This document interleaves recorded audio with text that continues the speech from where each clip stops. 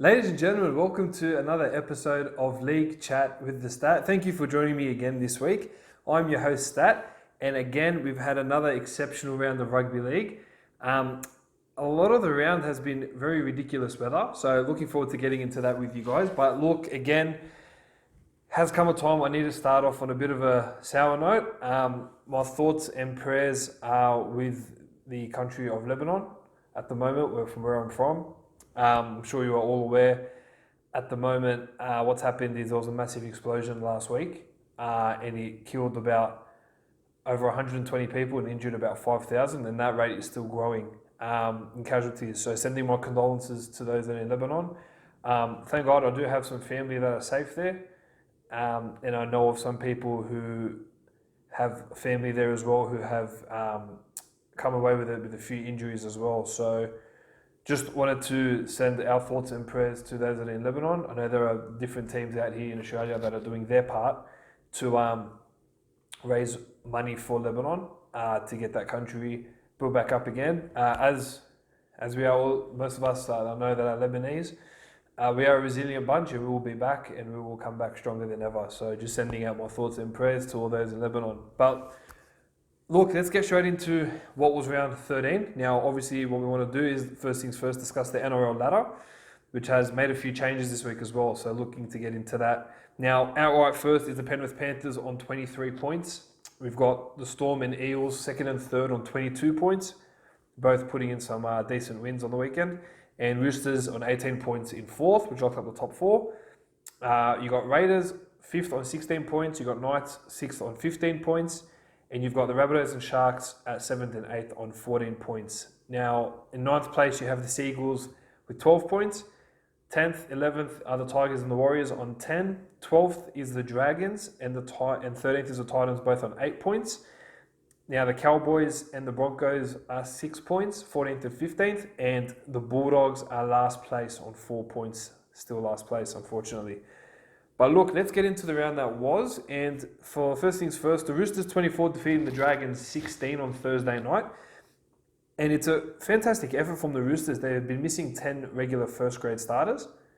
Now, Sam Verrills, Victor Radley, Josh Morris, Brett Morris, you had Daniel Tupou. Kyle Flanagan was dropped. We had Billy Smith, who is still recovering from that ACL injury from earlier in the year or back end of last year. Boyd Cordner, Angus Crichton, Jared Hargraves, all missing, and they still put in a standard performance that the Roosters do. They've had, obviously, as I said, 10 missing, and that's very impressive. I mean, it's fantastic to see the Roosters in their depth just continue to strive to be better and kill it once again. Now, Mitch Orbison, fantastic, mate. Congratulations. Got his 300th game, and he even scored a try. He put in an exceptional performance as well. Now, one thing that was a bit odd from the Roosters, and from in particular their fullback James Tedesco, he did not get one tackle break the whole game, which was very impressive in that sense from the Dragons. But to be honest with you, that was probably the only impressive thing from the Dragons. The Dragons were crap. There's no other way to put it. They've now lost 3 on the trot. McGregor is now under some really intense pressure. And we'll get to news on him a little bit later in the podcast. But one thing I want to talk about is the selfishness in Paul Vaughan, which I'll also get to much more later. But him missing really costed the Dragons in their attack, especially with the forwards having to lay the platform. And they couldn't do much. Now, the only standout for me from that game was Cameron McInnes, 62 tackles, and he had made 56 last week, which is a monster effort. That's 118 tackles in 2 weeks. He's just continuing to put in big efforts for his side as the captain, leading by example. And Zach Lomax scoring 2 tries as well, just doing his part. And again, improving on what's been an exceptional season for him. But the real numbers we need to talk about is Mr. Sia Takiaho. Now, he has been exceptional since he's been at the Roosters, but these stats were just cemented even more. So you got 27 hit-ups, 302 metres, 132 post-contact metres, 5 tackle breaks, 2 offloads, and 37 tackles in an 80-minute performance. He also kicked a few goals as well. I believe he missed 1. But a barnstorming effort. Those are like Jason Taumalolo-like numbers that Tupouniu's put up. But look, he was missing his strike power colleague in Warrior Hargraves, and he really needed to lift, and he did so well for the Roosters in that game and put in some monster effort. Another one I wanted to mention was Satili Tupanua. 15 runs, 160 metres, 74 post-contact metres, 5 tackle breaks and 38 tackles in an 18-minute performance. Again, very, very good for someone that's coming through the ranks and has been solid since last year, really finding himself at the club. Is definitely going to be a star of the future, so I'm really excited to see his development. But look, as I said, the Dragons are just not good enough. Missing Paul Vaughan did cost them as well, and it's going to be interesting what they're going to do the next few weeks with the Dragons. Now that they're out of finals contention, they've got a board meeting next Tuesday, which we'll discuss later on. Now the Warriors 26 defeated the Sea Eagles 22, and good on the Warriors. First time they got back-to-back wins all year. I mean, what set them up was that first play where DCE caught the ball, and the conditions were sloppy as well. They weren't great conditions, but they were New Zealand type weather conditions, which was good to see. Brought in a bit of that home feel for them over at Brookvale. And that error by DCE getting tackled out in that first play really set the game up for the Warriors, I believe. Now, they played with so much intent, and the conditions, as I said, really suited them. And they played with so much strike and so much power. I thought they were actually going to struggle without Blake Green, but credit to Cody Nikorima and Chanel Harris-Tavita for actually stepping up in what was a complete performance from the halves, which was fantastic to see again. Now, with the Sea Eagles, they just keep copping it with injuries, don't they? They had Adam Fanua-Blake go down at the 30th minute around that time, doing his knee, which didn't help. And then Marty DePauw got absolutely clotheslined by Jack Hetherington, which was so sad to see. DePauw's been carrying the team on his back in for the forwards as well. And you've got to remember, missing Curtis Simmons and Joel Thompson didn't do the Sea Eagles any favours as well, but wasn't good enough. Now, Jack Hetherington, again, has been so good for the Warriors, but he really needs to control himself and control that aggression he brings. He's been suspended way too often now, and he's becoming a similar type to Tevita Pangai, who's becoming suspended regularly, and the more he's going to get suspended, the more he's going to sit out for less charges. But that hit was just not good enough. I actually thought he would have been sent off, and I was disappointed the referees didn't make that call to send him off, which was very disappointing. But look, the standouts for me for the Sea Eagles, Hamoli Olakawatu, first game starting, I believe, did well. 12 hit-ups, 145 metres, 67 post-contact metres, 8 tackle breaks, a line break, a try, and 31 tackles in 75 minutes, which is a big effort from that big fella. But their man at the back, Jake Trbojevic, at the front, in their back row, 19 runs, 193 metres, 72 post-contact metres, an offload and 44 tackles, just setting the bar.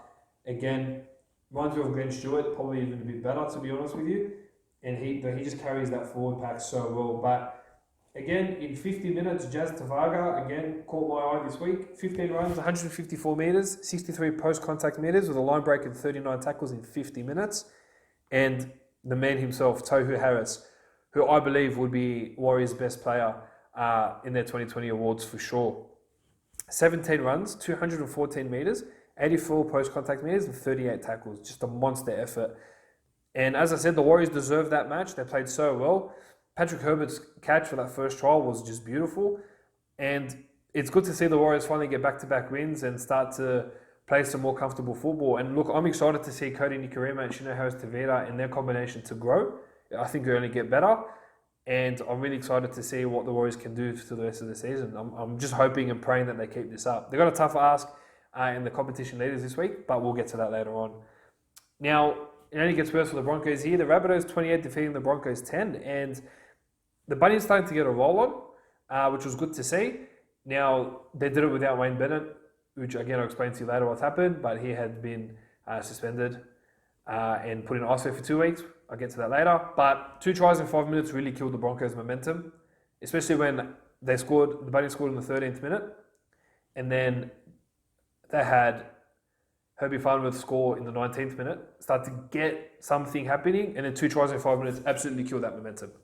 Now, I thought the Rabbitohs halves were very good. Cody Walker and Adam Reynolds, again, killing it, playing so well. And Latrell had a fantastic game as well. 16 runs, 204 metres, 4 tackle breaks, a line break assist, and an offload. A very good game from Latrell, which was very good to see. Now, the Broncos were disgusting. Anthony Seabelt came out and said that was the most resilient they've been in defence. There's an absolute load of garbage. The way they played was pathetic. I thought the game against the Sharks was their best performance of the season. But that was just a garbage effort from Brisbane. I mean, They were so soft in defence. It was a joke. Now, it was good to see Dave Fafita come back and get through that 80-minute game. Very puffed out, obviously not having played most of the year. But their attitude is a problem, and it's been a problem all year, but it's only getting worse. I mean, that try by Mark Nichols, that was disgusting. I've not seen a team concede an easy try like that straight off a penalty. It was appalling to watch, but that defines their season, really. Defines where they're up to this year. It defines how they've been going. I thought the only shining light in the Brisbane squad was Tom Dearden, finally. And not finally in the sense he's been playing bad, but finally they've got him into the half spot and seem to be doing okay there with his halves partner there in Brodie Croft. But look, he was very good. He made a few line breaks. He broke the line a few times, tried to do something, create something out of nothing. But unfortunately couldn't do it, didn't have the right support there. And the Rabbitohs just dominated. And that try by Tom Burgess as well, which he deserved. 15 runs, 159 metres, 2 tackle breaks, a line break, a try and 21 tackles. And Mark Nichols, again, a guy I don't really mention much, just a stalwart for the Rabbitohs. Been there a while. 11 runs, 123 metres, with 3 tackle breaks, a line break, a try and 28 tackles. A big effort from him. And look, every week I name this guy because he does play out of his skin. Payne Haas, 19 runs, 238 metres, 125 post-contact metres with 3 tackle breaks and 50 tackles. It's a big effort. He's a big boy. He's proving his worth. And he has been the shining light in what's been a very, very dark season for the Broncos. So, credit to him, but Rabbitohs 28 defeating the Broncos 10 in that game. Now the Storm, absolutely dismantling the Bulldogs 41 points to 10, just smashed them. Especially with the players they had rested, I thought they were exceptional. They had a very poor start though. We got onto the front foot early on. We tried to apply some pressure. We got a penalty, and Averillo missed the kick. And I didn't realise how costly that kick would be. Not in the grand scheme of things, losing 41-10. If you got that kick, probably been 41-12. But again, big game from the Melbourne Storm. Now, Josh Addo-Carr, as I said, that try he scored, we had them on the back foot for a good 8 to 10 minutes. And that stupid ball by Lewis thrown straight to Addo-Carr to go 90 metres. Let's be serious, no one was going to catch him. And that just ruined the Bulldogs. They couldn't rebound from that. It was appalling. But we've got to celebrate the win there for the Melbourne Storm. And Nico Hines is a special talent. He is so good. And I thought with resting Ryan Pappenhausen, I told you guys last week Nico Hines is one to watch. He's a player to watch for the future, and he did so well. He killed it. And he played fantastic. You know, a try, 4 tackle breaks, a line break, and a line break assist is a big effort from him. But look, for the Bulldogs, it was just disgusting. It just made me sick. Just when I thought we were making some sort of progress, we went backwards. I named this about the Warriors and the Cowboys where I said 1 step forward, 2 steps back. I feel like we took half a step forward and 6 steps back. Just not good enough. I think the decision in having Tolman come off the bench was not good either. I thought that was really poor. But the player that stood out to me for that game, Tino Fa'asuamaleaui, finally got it right after those many weeks and after being told that I keep getting it wrong. 12 runs, 174 metres, 81 post-contact metres, 2 tackle breaks and 29 tackles, which was another big effort from him. And look, as I said, Josh Addo-Carr scoring those 2 tries as well. There's a few line breaks. A player that I would love to have at the Bulldogs, Josh Addo-Carr, if we get the right people. Will be interesting to see what happens. But as I said, Storm just destroyed it. And a big thing as well was losing Cameron Munster to that injury, which unfortunately has him miss out this week against the Roosters. But he'll be out for another couple of weeks, and the real test will be to see how Storm go without Munster and Smith. So we'll get to that a bit later on as well. Now, the Knights 44 just belted the Tigers to 4, and it was a very good performance from the Knights, and about time, long overdue. I think the inclusion of Blake Green in the side was fantastic. He just came in just as an experienced head. A lot of people say he's not that great a player. I really disagree. He's fantastic. Yeah, he's been to about 7-8 clubs in the NRL, absolute journeyman, but I respect what he's done. He's a great half and a great compliment to Mitchell Pearce, which moves Kurt Mann to 9, and he played a solid game at hooker as well. But the Knights went on an absolute rampage and just didn't stop. Now, Cameron Ponga was in everything. 2 try assists, 6 tackle breaks, 3 line breaks, 2 line break assists, and 1 offload. Scored me a solid 172 in Supercoach, so thank you, Cameron. Much appreciated, mate. But I think the one thing that annoyed me from that game was the bunker again. That Jacob Saifidi try, where it was clearly a double movement, got awarded a try. I'm not going to get into the bunker again because I've already done that. But yeah, look, just not good enough from the bunker. I'm putting out my job here, please. I'm going to give you guys my job application. Put me on the bunker. I love the crack, and I'd be able to make calls a lot better, especially with my fantastic 2020 vision. But look, all jokes aside, the Tigers were pathetic. And I thought the inclusion of Moses Mbye at hooker was just the stupidest decision. You've got Josh Reynolds, who can play a bit of hooker more than Mbye can, and you didn't even put him in the squad. I thought, my guy, that was a bit of a tough one. And it was a terrible decision. Mbye got found out so many times, and the Tigers had to defend so much because they kept dropping the ball. So much ill discipline, and they couldn't get that roll on that the Knights just took over and just destroyed them. And as I said, credit to the Knights, they deserved it. When Ponga started that roll on, he just couldn't stop, which was so good to see. And it was honestly all Knights players that were the highlight for me. Dave Clemmer, 19 runs, 182 metres, 90 post-contact metres with a tackle break, 4 offloads and 27 tackles. While Jacob Saifidi, 14 runs, 174 metres, 2 tackle breaks and a line break as well. And one effort that I thought was big, and if he played like this every week for the Tigers next year would be fantastic, was Herman Esiese. Off the bench, 11 runs, 100 metres, 4 tackle breaks with a try, line break and 22 tackles. His try was exceptional. Very soft defence from the Tigers, but you've got to give credit to Esiese. He played very well in that game. And I reckon if he keeps playing at that consistent level, because the week before he was garbage, but if he keeps playing the way he did last week, he'll be a fantastic addition to the Titans. So, but look, yeah, as I said, Knights 44 defeated the Tigers 4. And as I said, the Tigers need a bit of a reality check there, especially with their selection process. Now, the game of the round, the Panthers 28 defeated the Raiders 12. But how good are these Panthers, man?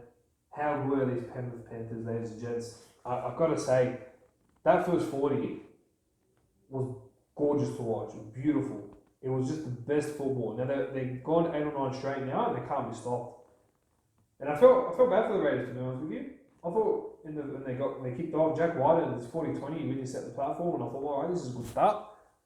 Good start for Canberra to get the roll on, but Penrith were just too good. That first 40 minutes, I can't explain how perfect it was. They just can't be stopped at the moment. And look, the Raiders, what can you do? I mean, some of the tries that were scored were fantastic as well. That play by Nathan Cleary to put Viliame Kikau in was beautiful. Like a bullet pass straight to his chest. Had him running from the outside in, the other guy running from the inside out. Was perfect. Something they've definitely done at training for sure. And I loved it. I loved watching that. Look, that left edge again of Stephen Crichton and Josh Mansour just keeps growing every week. And that's just because Steve Crichton keeps scoring their tries. But look, they are a dangerous side to watch, Penrith. And I'm excited to see what they can do against the bigger teams. I want them to play Roosters. I want to see them play Melbourne again. I even think they can take down Para in the way they're going. But the highlight for me for Penrith was Moses Leota. 15 runs and 152 metres off the bench with 27 tackles in about 40-odd minutes. Pretty impressive.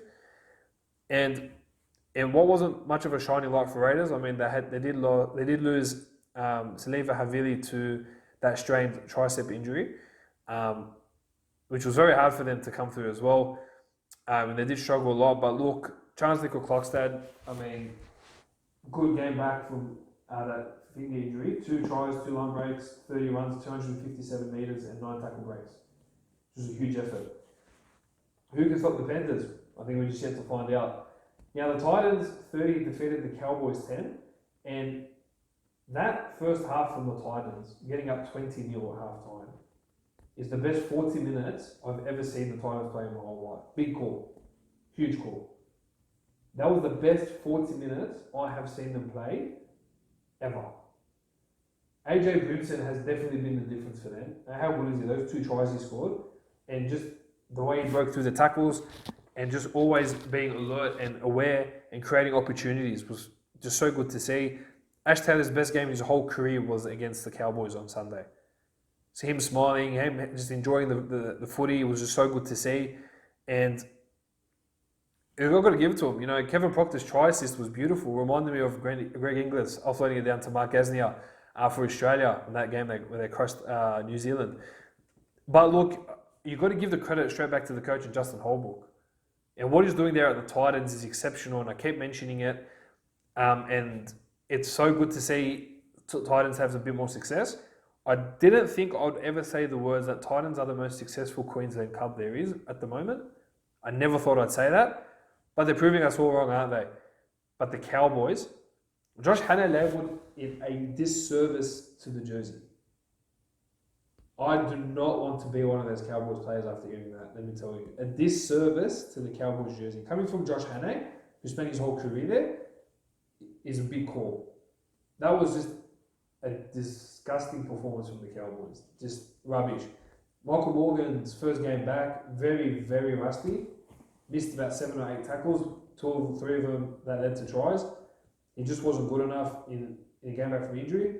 And I feel like the squad they have is just pathetic at the moment. Yeah, they've had a few injuries, but it's still not good enough. I mean, you look at it on paper, and you think, you know, with Granville there and Morgan there, directing everything, bringing back a bit of that old combination, they'd be able to do something. Not at all. And I thought that was a really poor performance from the Cowboys, sunk to a new low this year, the Cowboys, and I don't know what to expect from them. I think they're just going to have a rubbish rest of the year, and until they get a coach who knows what they're doing, I think the Cowboys would be pretty low like this. And my hot tip should be Anthony Griffin for the coach. Even a Todd Payton, I wouldn't mind. I think they'll be able to change the Cowboys' fortunes around. But look, at the moment, they were just dreadful. But I've got to take my hat off to Jason Taumalolo. 16 runs, 194 metres, 92 post-contact metres, a line break, 4 tackle breaks and 33 tackles. A big effort. Again, one of my favourites, Moriaki Fotuaika, 17 runs, 181 metres and 92 post-contact metres. And Jamin Jolliffe, 17 runs, 180 metres and 37 tackles. Those two starting played a fantastic game. And like I said, if you forward set the platform, it allows your backs to do what they need to do. And in the scoreline like 30 points to 10, you can see that. And AJ Brimson, 2 tries, a line break assist, a try assist, 4 tackle breaks and 207 metres. It's a big effort. And the last game for the round that we'll discuss, the Eels took out the Sharks 14 points to 12 and took the Johnny Manor Cup back from the Sharks. It was a very tough game. The conditions were just sloppy. A game that I would have loved to be a part of and loved to play in. I love those type of conditions.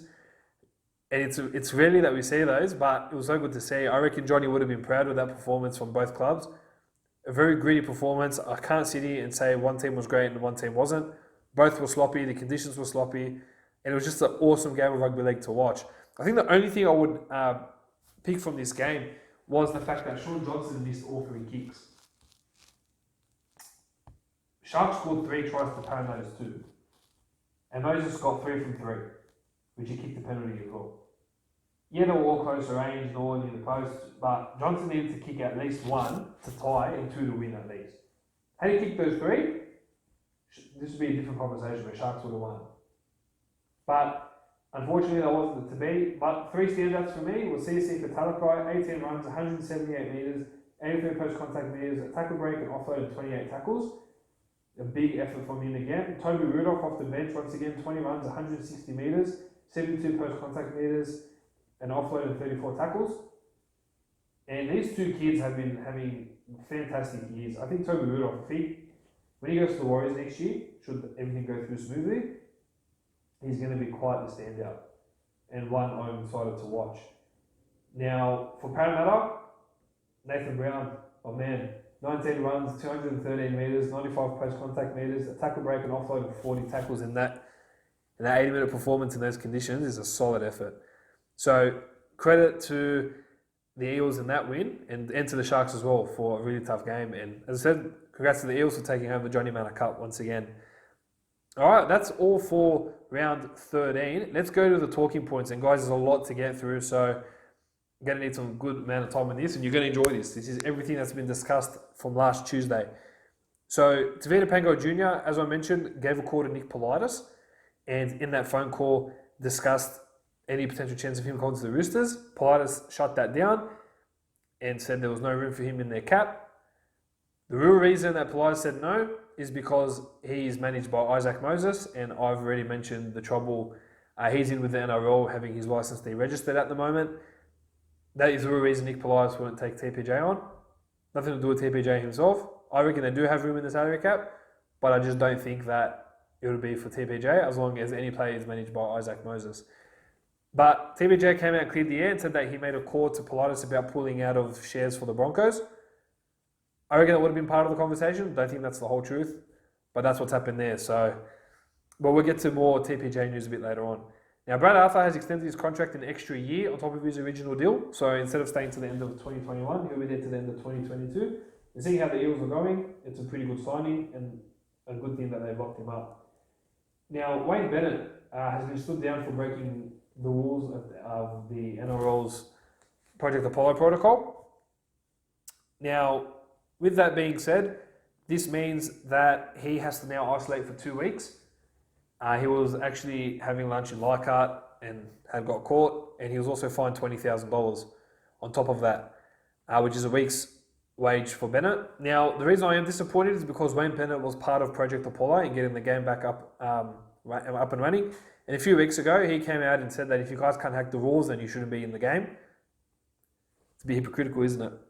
So he's been stood down and said to be isolated for 2 weeks, and Jason Demetrio, who took over the game on Friday night, will take over the game as well this week, and we'll see Wayne Bennett next Wednesday back at Rabbitohs headquarters. Now, Paul Vaughan, the Dragons prop, as I mentioned earlier, also broke the COVID-19 protocol. He's also been stood down for 2 weeks and fined $10,000. He changed his name to go to a cafe. I mean, I know how tough it's been, but you've got to hold off. You really have to hold off. And look, Vaughan came out and apologised and said it was very selfish and they are aware of what needs to be done. But not good enough, especially with how the Dragons are going at the moment. Last thing they needed was to lose someone of Paul Vaughan's calibre. And it's very disappointing for me. I'm sure he's been disappointed. He's now got to isolate for 2 weeks before he gets to come back as well. Now the Bulldogs are targeting 2 English players to strengthen their squad. Now they're targeting St. Helens prop and former teammate of Luke Thompson, Alex Walmsley, who they're considering another gun English front rower. And they're also targeting Wigan Warriors centre Oliver Gildart, who has expressed interest in coming into the NRL. At the moment, it's a dogfight between Bulldogs and Warriors and seeing who would want to pay the biggest transfer fee. It's a 6-figure transfer fee. They're looking to bring him in, and it'll be interesting to see which club he will choose. Now, as well as that, the Bulldogs have also discussed signing Tavita Pangai Jr. This was before he's going to be potentially sacked from the Broncos. That I'll get to in a moment. Now, the Dragons are set to make a play for Storm prop Christian Welch, who's been an exceptional player for Melbourne over the last few years. And Dragons want to beef up their pack from next year onwards and are looking to speak to Christian about some offers leading into 2021. Now, speaking of 2021, the big Don is good. Titans winger Anthony Don has extended his contract for another year and has also mentioned that next year would be potentially his last year of NRL and will retire after that, which I think has been an absolute stalwart for the Gold Coast Titans and an influential player there. And I'm excited to see him don the colours for another year and I'm very excited to see what he can do there for the Titans, especially with what they're building there next year. Now, Alan Langer, Warren Whitley and Blake Duncan. Now, Warren Whitley and Blake Duncan are 2 of the performance managers at Brisbane. And Alan Langer, the great Alan Langer, has been stood down for breaking NRL protocol. Alan Langer went out for his birthday to a pub, have a few quiet drinks, and got caught. Him, Whitley and Duncan now have to isolate for 2 weeks and weren't a part of the game on Friday night against the Rabbitohs. So again, another bunch of guys to add to that list. Now, the Newcastle Knights have signed 18-year-old Dominic Young, a hot English talent from the Super League. They signed him on a 3-year contract, and he will come off contract 2023. It's a good signing for the Knights. A lot of big calls have been made about this kid as the next big thing in the Super League, so excited to see what he can do here in the NRL, and hopefully excited to see whether he can make an impact in the NRL here like George Williams has for the Raiders. Now, Anthony Seibold is spending time in Sydney with his family, which means he has broken the protocol, but he's decided to stay with family due to personal reasons and will need to isolate for 2 weeks as well. Now, with that being said, and I'm just going to come out front and say it, there's been a lot of rumours circulating about Anthony Seibold in the most recent weeks. Some very vile, very disgusting rumours have been made of Anthony Seibold. He's actually hired lawyers to trace where all this information has come from. I'm not going to get into the rumours that were discussed. I'm sure you've all seen it. Very vile stuff. I've had it sent to me about 6 or 7 times. I mean, at the end of the day, the guy's a human, and I'm sure it's very tough coaching a side like the Brisbane Broncos, especially the predicament they're in. But a lot of the hate mail he's received and a lot of the conspiracy theories out there as to why he's going poor is just very poor to see. It's a very poor taste from all of us in having the news and delivering the news and especially seeing with the hard time that he's going through at the moment. Now, again, I'm not going to get into the specs and specs of it because it's none of my business, but just letting Seibold know that, mate, we're here for you, and you probably haven't received any support like that considering you've been getting hammered this whole year. And I'm sure with whatever the drama is, I'm sure hopefully everything goes well and is rectified in its due course. Now, former Knights coach Nathan Brown has signed a 3-year deal to coach the New Zealand Warriors, and on top of that, the Warriors have signed on Phil Gould to sign as a club consultant. 2 interesting signings for the Warriors. I thought with Nathan Brown is a bit of an interesting one. I thought he was looking to join a club that wouldn't have to rebuild. He doesn't believe the Warriors have to rebuild. He just needs a few more players in a few particular positions, which would be interesting to see. But it's a 3-year deal. He's got a good relationship with Cameron George, the CEO there. And Phil Gould signing on as a club consultant to take care of everything club-wide. I don't think you have any dealings with Nathan Brown, to be honest. But it's another good signing for the Warriors. And if you can get the brains of Phil Gould at any club, they're very lucky. And you can just see how the Panthers are going at the moment. And a big reason they're going so well is because of the foundation that he laid there. So it's very good to see. And speaking of the Warriors, they're in discussion with a few players. Oliver Gilder, as I mentioned earlier. Jack DeBellin, pending to see what happens with his court case. They're willing to put down $750,000 a season. Nathan Brown, while remaining optimistic, has mentioned that there's a good chance he may not jump ship. It's not the first thing on his mind. And I'm sure he would like to pay back a bit of loyalty to the Saints for keeping him on their books for 2 years at $5.95 a season. And they're also in discussions with Bulldogs like Adam Elliott. The Warriors were looking to ramp up discussions. I believe Elliott wants to make a decision by this week or what he wants to do. But I think the Warriors are favourites to take Adam Elliott there. Now, only getting worse for Brisbane Broncos. Darius Boyd has quit the leadership group over at the club due to a miscommunication with Seibold. Now, the miscommunication I can reveal to you was the fact that Darius Boyd wanted to play fullback most of the year, and Seibold just saw him as a centre and didn't think he'd be good enough at fullback until he got proven wrong. And I think just with all the drama on top, Boyd just quit, wants to try to find a way to enjoy these next 7 weeks before he retires from the NRL. And he's had a tough year, Darius Boyd, as everyone else there has, and only going to get more interesting to see what happens with the Brisbane Broncos here on in. But yeah, as I said, Boyd's quit the leadership group, and he just wants to play out these 7 weeks and just get out of Brisbane Broncos as soon as possible. Now, I mentioned Tevin Pangai Jr. also stood down for 2 weeks for attending a barbershop. The opening of a barbershop. He said he went there to get a haircut, which he considers an essential service. The only problem with that was he's got an association with the bikie gang there, and the cops raided that barbershop there on the weekend, and TBJ was caught up in all of that. Now, there's no ties to him with any of those bikie gangs, but the fact that he has been seen with them and been put up with his police probe has actually prompted the Broncos to do something huge and is potentially facing the sack. They're looking to tear up his $650,000 contract, and it's a big call, but I think Brisbane have just had so much rubbish go against them this year and have had so much dramas pile on that they've just decided that it was fine. It was time to make a tough call and make a tough stance on doing that. So should be expecting an announcement soon that TPJ would be sacked from the Brisbane Broncos. Now, on the Broncos, Kotoni Staggs, there's been rumours he's been interested to test himself on the open market due to him being off contract next year. He's come and denied those claims, of course. but we just have to see what happens. Ryan James has signed a 2-year deal with the Canberra Raiders. Titans have organised a release for Ryan James to go, as I mentioned a few weeks ago, and it will be an interesting and a decent acquisition for the Raiders for the next 2 years. Now, Australian cricketer Michael Clarke has turned down a role today to be part of the West Tigers board. What role he'd play, I don't know. What impact he'd have, I have no idea. But they sound him out, and just at this time, he mentioned that while he would love to be part of the board, it's just not the right time for him to do so at the moment with the many other commitments he's got at the moment. Now, Gareth Widdop, I mentioned last week, he was involved in a potential swap deal with Corey Norman between St. George Illawarra Dragons and Warrington Wolves. Gareth Widdop has clarified all that, and he's going to be staying in Warrington, and that deal is off the table. Now, the New South Wales government have given a green light to build Bankwest stadiums, so similar type to Bankwest stadiums over in Brookvale, Cogra and Penrith, and the other location being Liverpool, so that Bulldogs and Tigers can share that ground as well. The government wants to give the green light for those to go ahead, and then the NRL just need to put the propositions for that to happen. The Sharks have re-signed Will Kennedy to the end of the 2021 season, another kid who has been doing so well for the Sharks this year when given the opportunity due to Matt Moylan's injuries, and it's been good to see him extend at the club for another year.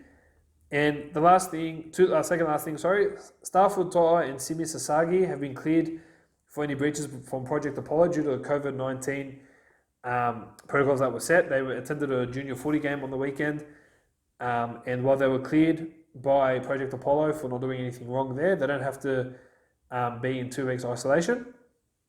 They could still be punished by the NRL Integrity Unit, and Peter V'landys is getting sick and tired of all these players breaking these rules that are in place. And the last thing is Ben Eichen has formally put in his resume for the CEO role of the Brisbane Broncos, and one I could see as being a decent option for the Broncos. I do have my pros and cons. The pros to it is he was a member of the North Queensland Cowboys board. He's a current member of the Queensland board, and he is running a very successful business at the moment. He's doing very well on Fox League, hosting NRL 360. The only problem I have with that is that he brings a lot of baggage in the dramas he's had with Wayne Bennett in previous years. I'm not going to get into that because it's not my business. And I think with that much baggage on him due to the family situation surrounding Wayne Bennett, I don't think it's an ideal fit that the Broncos do need. I've actually put through my resume as well to be CEO of the Broncos. I've been handing out my resume everywhere to get a spot in making the game a lot better than what it is at the moment, and clubs better than what they are. So we'll see if my name gets popped up in the news sometime soon. But look, those are the talking points from round 13 and the news around the world. Now, the news around the rugby league world, I should say. Now, just one thing I wanted to kind of touch on and just rant on are those players that have been stood down, and the coaches and the trainers. I mean, there is a lot at stake by breaking these COVID rules. I'm not understanding why we're not abiding by them. And it's not ideal, it's not great to see. It's very disappointing to say the least on that. And Peter V'landys is doing all he can, but I am hearing, especially from the Queensland government at the moment, that the Premier is looking to, has essentially spoken to V'landys and said, if your players and your organisation don't pull their heads in, I'll close the border for Queensland and there'll be no more games played in Queensland. And that's the last thing we want. Unfortunately, that these players, these coaches, these trainers don't have the game's care in mind. They don't actually give a crap, and it's very, very sad to see. Now, with that being said, especially I thought for Wayne Bennett was a bit tough from him as well, considering he's part of Project Apollo, and he was the main guy that got caught out and now is isolated for 2 weeks. But I mean, it's got to stop. And with that having to stop, what I believe needs to happen is that these players and coaches need to pull their heads in to the end of the season. There's about 11 weeks if you include finals. Plus you've got State of Origin coming up there as well. But look, it's not good enough. These people have been in the game for far too long to know to appreciate what they have. To be playing rugby league, the fact that we can get it up and running is a miracle every day that it's happening. And look, if people start pulling their heads in, we could see the game get shut down, and that's the last thing we're going to need. And it's been very disappointing if that happens. So, players, administrators, trainers, everyone, pull your heads in, stick together. This is a very, very crucial time for the game.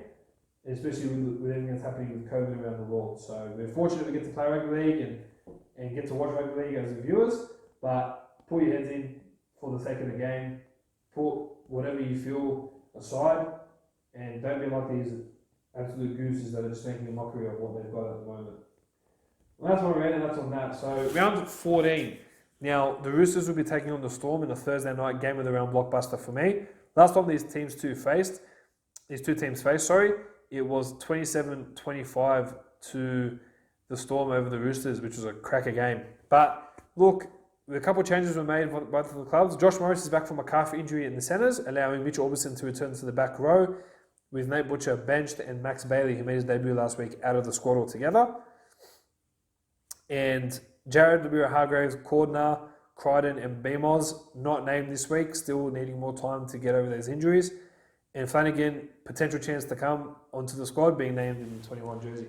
Now for the Storm, fullback Ryan Pappenhausen and Lockdale for Newcombe are back on after a week's rest against the Bulldogs. Riley Jacks will start at 5'8" for the injured Cameron Munster. And Tinu Fasu Malawi and Nico Hines will go back to the bench from the starting spots, and Chris Lewis will drop out of the 17 altogether.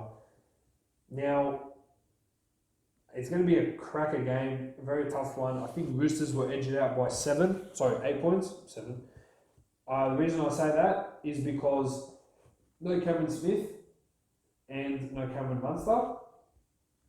Look, I wouldn't be surprised if Storm did pull something out of the bag, but I just think Roosters would be tough enough. Getting Josh Morris back as well would help their backs as well, and be able to put on a few more tries there and having a specialist centre in there as opposed to a few second rowers. Now you've got the Warriors taking on the Panthers, and Jack Hetherington, as I said, being suspended for about a month in that high shoulder Marty Tapau, has opened the door for Lachlan Bird to move into the starting side from the bench. And Isaiah Papali'i, who hasn't played in a little while, is the new man that jumps onto the bench as well, while the Panthers are unchanged 1-17. While I'm appreciating the fight back the Warriors have been putting in, I think Penrith are just too strong at the moment. I don't think it'll be a blowout game. I think it'll be a close one. I want to say Penrith by 12. Penrith by 12 for this game, and I think they just can't be stopped at the moment. Now, the Eels will be taking on the St. George Illawarra Dragons, which could potentially be Paul McGregor's last game. One thing I forgot to mention in the news around the NRL world, the Dragons have a board meeting on Tuesday to discuss the future of Paul McGregor, as well as a few other things on that agenda. It is being reported that while a lot of people are thinking he may get sacked, I have heard that he may last to the end of the season. By lasting to the end of the season, it gives them an opportunity to get another coach or to fill in someone for 12 months while they appeal for Shane Flanagan to coach next year. Peter Vandis has said he won't allow Flanagan to get his ban reduced, which means that he will be coaching in 2022 when he becomes available. Now, which will, as I said, it could be the last game that Mary coaches this weekend, but as I said, it could last to the end of the season. But for the Eels, Ryan Madison will return from concussion in the back row, with Marata Niukore dropping to the bench, and Andrew Davey, the 28-year-old debutant, for that's played the last few games for him, will go back to the reserves. For the Dragons, Corey Norman has been recalled at 5'8", shifting Ben Hunt back to hooker and McInnes back to lock, and Jackson Ford has been suspended for 2 games, so he will be missing out for that. Tyrell Fuamaono will be starting in the back row following an injury to Tariq Sims in his shoulder. And Trent Merrin has been dropped for this game, and Corbin Sims and Jacob Host are the new faces on the bench for that squad. Now, I see the Eels coming away with this and coming away with it comfortably. I reckon we're going to say Eels by 16. We'll have a comfortable game against the Dragons. I think they're just in all sorts, losing 3 on the trot, and with all the pressures happening off the field as well, I don't see a positive result coming out for the Dragons, so Eels by 16. Now, again, that will be very interesting to watch. Will be the Sharks coming up against the Titans. Now, Jack Williams will replace Teague Wilson on the bench, and Rudolph is as usual named to start in the starting side, but may revert back to the bench for Jack Williams. The Titans have named an unchanged lineup. Will be 1-17 as they were last week. Look, it will be a really good game. I reckon the Sharks will win this one by 14. I've got my money on the Sharks in this one to win this game. I think the conditions being a lot better, I'm sure they'll be able to control the ball a lot more, and Johnson will be able to get a few more kicks in. So, Sharks by 14 for me. Now, the Cowboys will take on the South Sydney Rabbitohs. Scott Drinkwater comes back from injury at fullback, not in the halves, at fullback, bumping Hamiso Tabuai-Fidow to the wing, and Justin O'Neill is being dropped. And finally, John Asiata has returned from that plaguing knee injury, and he'll take the spot of Tom Gilbert on the bench. Now, for the Rabbitohs, Just the one change, Jaden Sura has returned from suspension, bumping Liam Knight back to the bench, and the son of Matty Johns, Jack Johns, will go back to 18th man instead of the reserves for that game. Now, I reckon for this game, it will just be another game by the Rabbitohs. They'll take this one out, and they'll take it out comfortably, I'm going to say 18 plus. I think the Cowboys are just absolute shambles at the moment. Even though they do get Asiata and Drinkwater back, I just think they're not playing well enough to be competing with any of those teams. So, Rabbitohs by 18 points. Excuse me. Now, the Canberra Raiders will be taking on the Brisbane Broncos this week. The Raiders are 1-17, unchanged from that loss to the Panthers.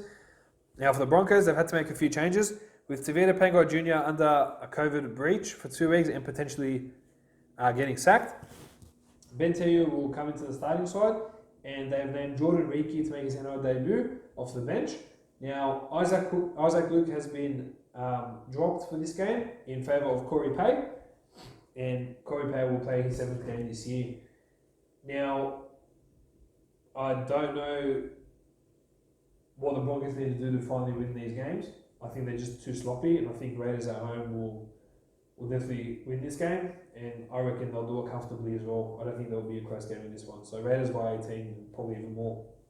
Now, the Newcastle Knights will be playing the immediately warring the Eagles this weekend, and Daniel Saifidi will finally return at prop with his brother Jacob reverting to the bench and Brody Jones will drop out of the squad. For the Eagles, Brad Parker is back from his concussion, replacing Tavita Funa in the centres. Taniela Paseka will start for Adam Funua-Blake, who'll be out for 1 to 3 weeks with that PCL injury in his knee. And Marty Tapau has been named, which is good to see, especially after copying that sickening HRA last week. Now, Curtis Irvin and Joel Thompson, who were late scratchings from last week, are both back into the starting squad. Now, Hamole Olakawatu and Corey Waddell will drop to the bench. With Morgan Ball back playing as in the 18th man role. Now, I think we're going to see a back-to-back win from the Newcastle Knights this week. And I think that they'll do it by 8 points. It'll be a closer game, this one. And with mainly getting a few reinforcements back, I just think that Knights may edge it out by 8 or so points. And for the final game of the round, we have the West Tigers coming up against the Canberra Bankstown Bulldogs. Now, Jacob Little will get his first game since injuring his knee last year, which is a timely return, which will allow Moses Mbai back to the centres, Tommy Talau to the wing, and Asu Kapoa, who made his debut last week, out of the squad. Now, Luke Garner has been recalled into the back row, with Chris Lawrence going back to the bench and Sean Bloor not being named this week in the reserves. Josh Reynolds will return to the bench and take the spot of Billy Walters, who is out with that ACL and MCL injury, and all the best to Billy Walters in his recovery. Now, for the Bulldogs, Kieran Holland will start at centres for Jake Averillo, who injured his hip in that loss against the Storm. And Jack Cogger will take the spot of Lachlan Lewis at halfback, who has been suspended for a game for those 2 stupid high shots that he put on. To say the least in this game, I'm going to stick to the Bulldogs again. I think we can beat a team like the Tigers, especially the way they played last week being embarrassing. With Tigers taking a more relaxed approach to training this week, instead of being heavily controlled, I reckon they could have probably play a lot better game. I think Jacob Little will get game managed, especially coming back from injury and not being able to play in the juniors as well. But look, I'm going to go Bulldogs. I'm going to go Bulldogs by 4 for this one. And that is the conclusion of round 14 and the games that are coming up. Ladies and gentlemen, thank you so much for joining me on League Chat with the Stat. Now, as I said, we are on YouTube, and I'm appreciating all you that have been liking and subscribing, and even throwing in your occasional comments, which I much appreciated. So, go into YouTube, League Chat with the Stat. You know what to do: like, comment, share, subscribe. Let's keep it pumping. Let's keep this podcast going, and let's keep this name growing. Now, we are on Facebook under NRL League Chat with the Stat. My apologies, wrong name there. And make sure you guys are liking that page. If you've liked it already, share it around, share it to your friends. If you're in NRL groups, share it to them. Let's get the name out. This is the hottest podcast that's going around at the moment. But look, as I said, I do appreciate your time. Thank you so much. Let's enjoy round 14. And he's hoping for another 8 from 8 tips this week. Good luck, guys. We'll see you next week. Take care.